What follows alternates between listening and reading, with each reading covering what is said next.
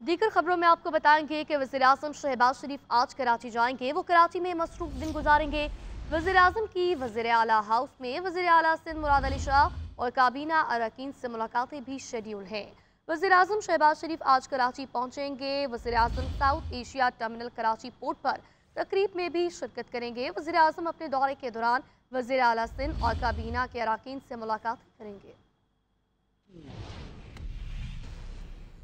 वज़ीर-ए-आज़म शहबाज शरीफ कहते हैं कि तरक्की के लिए सस्ती बिजली ज़रूरी है और कीमतें कम करने के लिए IMF के पास जाना पड़ेगा। बिजली की कीमत कम नहीं होगी तो सनत, ज़राअत और बरामदात नहीं बढ़ेंगी। वफाकी काबीना इजलास से खिताब करते हुए वज़ीर-ए-आज़म ने मज़ीद कहा कि मुत्तहिदा अरब अमारात ने $2 अरब रोल ओवर कर दिए हैं, जबकि सरमायाकारी में ताउन का यकीन भी दिलाया है। वफाकी काबीना ने FBR को पीका एक्ट के तहत हसास इदारा करार देने की मंजूरी दे दी है।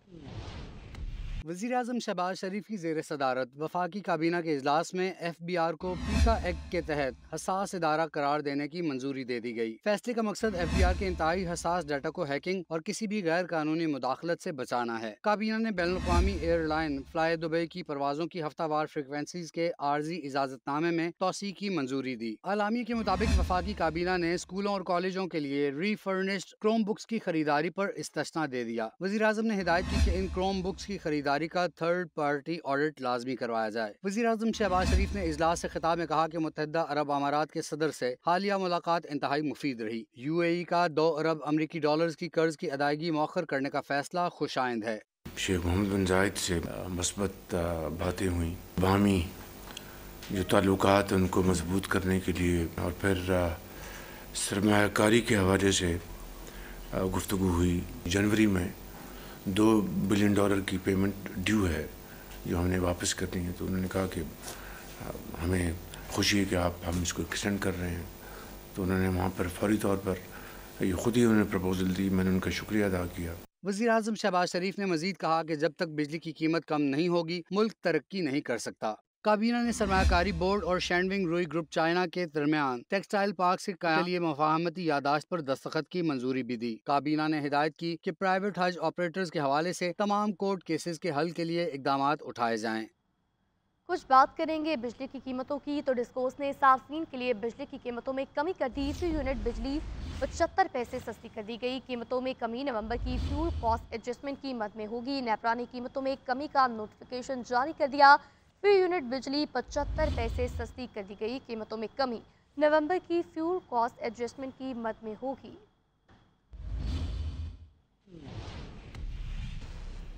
वज़ीर ख़ज़ाना मोहम्मद औरंगज़ेब का कहना है कि सरकारी महकमों की 1.5 लाख आसामियाँ ख़त्म कर दी हैं और इनमें से 60% आसामियाँ खाली थीं। वफाक के पास 43 वजारतें हैं और उनके 400 ज़ेली इदारे हैं। इन सब के लिए 900 अरब रुपए का खर्चा किया जाता है।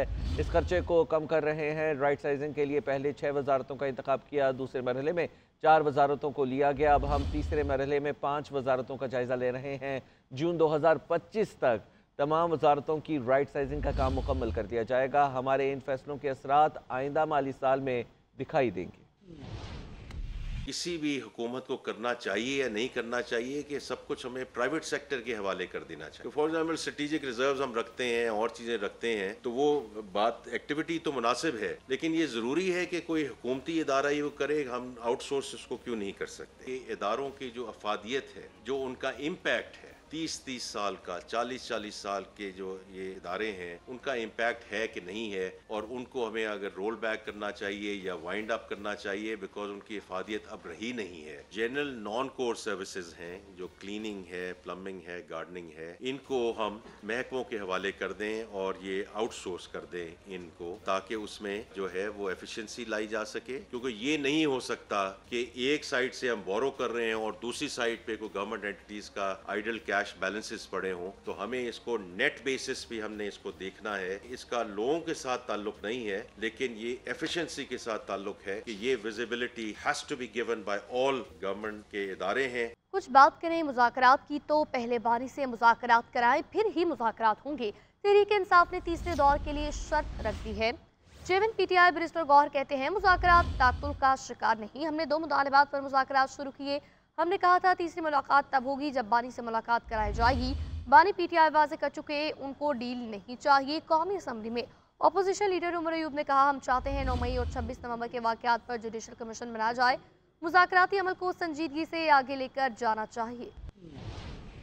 तीसरी मीटिंग के लिए पार्टी की तरफ से ये कहा गया था कि तब आगे प्रोसीड करेंगे जब खान साहब से मुलाकात होगी। खान साहब जेल में हैं तो वो किसी डील की नतीजे में न बाहर आएंगे। हुकूमत के खिलाफ हमारी जो चार्जशीट की लिस्ट है वो बड़ी लंबी है, लेकिन खान साहब ने ये कहा था कि 2 नुक्तों पे हम लिमिटेड मुज़ाकरात करना चाहते हैं, सारे असीरान की रिहाई हो, और दूसरा 26 नवंबर और 9 मई पे कमीशन का क़याम हो। मुज़ाकरात होने चाहिए और मुज़ाकरात कामयाब होने चाहिए, लेकिन पहले भी वाजे कर चुके हैं ये कमजोरी नहीं है। हुकूमत का सीरियसनेस, उनकी संजीदगी इसी बात से पता लगेगी कि हमें वो बंदिश के बगैर हमारी वो मुलाकात वज़ीर आज़म इमरान खान साहब से कराएं, क्योंकि हम हदायत वहीं से लेंगे और आगे मसले को चलाएंगे। आपके इस वक्त मुल्क में अफरा तफरी है, इन्हीं पॉलिसीज की वजह से PDM-1 हुकूमत, केयर टेकर्स और अभी शहबाज शरीफ की फॉर्म 47 की हुकूमत, इन सारी चीजों की वजूहात की वजह से मुल्क हमारा डामाडोल सूरत हाल में है। इसका सिर्फ वाहिद हाल यही है, फ्री एंड फेयर इलेक्शन होने चाहिए। मानी PTI की हाउस अरेस्ट ऑफर एस्टेब्लिशमेंट और हुकूमत की तरफ से मोहसिन नकवी ने की। तहरीक इंसाफ के रहनुमा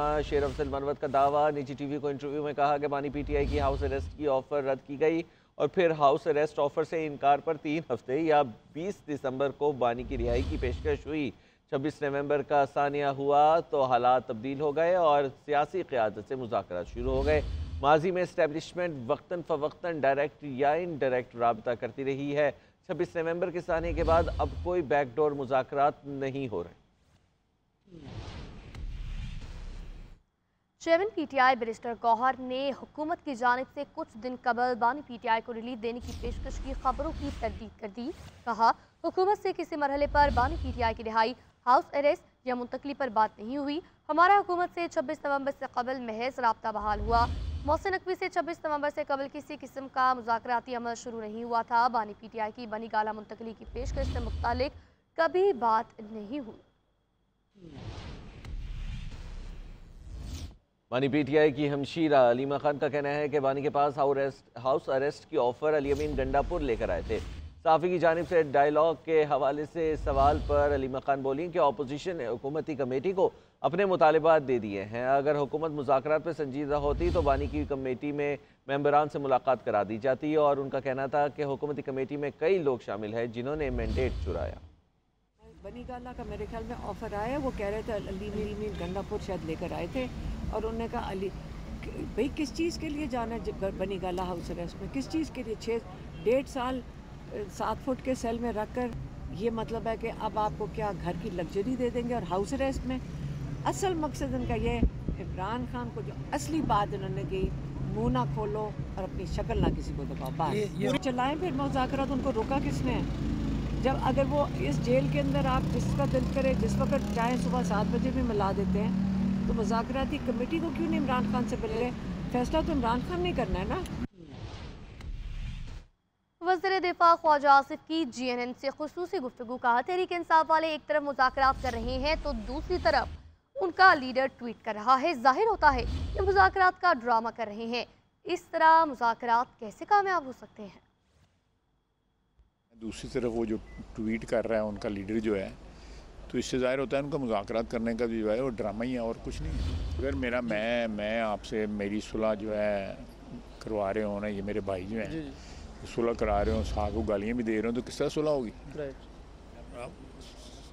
बात सोचने की है कि आप मुज़ाकरात कामयाब। मुज़ाकरात में तो मेरे जैसा बंदा भी जो है वो नरम गुफ्तगू करता है ताकि मुज़ाकरात में अगर वो पॉसिबिलिटी है माहौल ठीक रहे, तो वो माहौल को ख़राब कर रहा है, उसमें मुज़ाकरात किस तरह कामयाब होने हैं? PTI से मुज़ाकरात का अमल मस्बत समत में जारी है। बातचीत से ही रास्ते निकलते हैं। वफाकी वज़ीर इत्तलात व नशरियात अताउल्लाह तारिर कहते हैं, गुज़िश्ता साल खुशखबरियों का साल रहा और 2025 सियासी इस्तेहकाम का साल होगा। उड़ान पाकिस्तान एक विजन है जिसमें खेल भी शामिल है। हमने उड़ान पाकिस्तान प्रोग्राम से शाहीन की तरह टेक ऑफ करना है। पाकिस्तान है तो हम सब हैं। और अब कुछ बात करेंगे अहम बैठक की। ऐवान सदर में 4 बड़ों की बैठक। नायब वज़ीर आज़म इसहाक डार ने सदर आसिफ अली ज़रदारी और बिलावल भुट्टो ज़रदारी से मुलाकात की। वज़ीर दाखिला मोहसिन नकवी भी मुलाकात में मौजूद थे। जराये के मुताबिक मुलाकात में नून लीग पीपल्स पार्टी ताल्लुकात और बिलावल भुट्टो के तहफ़्फ़ुज़ात पर बातचीत की गई। नायब वज़ीर-ए-आज़म इसहाक़ डार ने बिलावल भुट्टो को वज़ीर-ए-आज़म शहबाज शरीफ के पैगाम से भी आगाह किया। जराये के मुताबिक हुकूमत की जानिब से पीपल्स पार्टी को एक बार फिर विफाकी काबीना में शमूलियत की दावत दी गई। बिलावल ने विफाकी काबीना का हिस्सा बनने के बजाय शिकायत दूर करने पर जोर दिया। बिलावल भुट्टो की नायब वज़ीर-ए-आज़म से पंजाब में हुकूमत साजी के तहरीरी मुआहदे पर बातचीत हुई।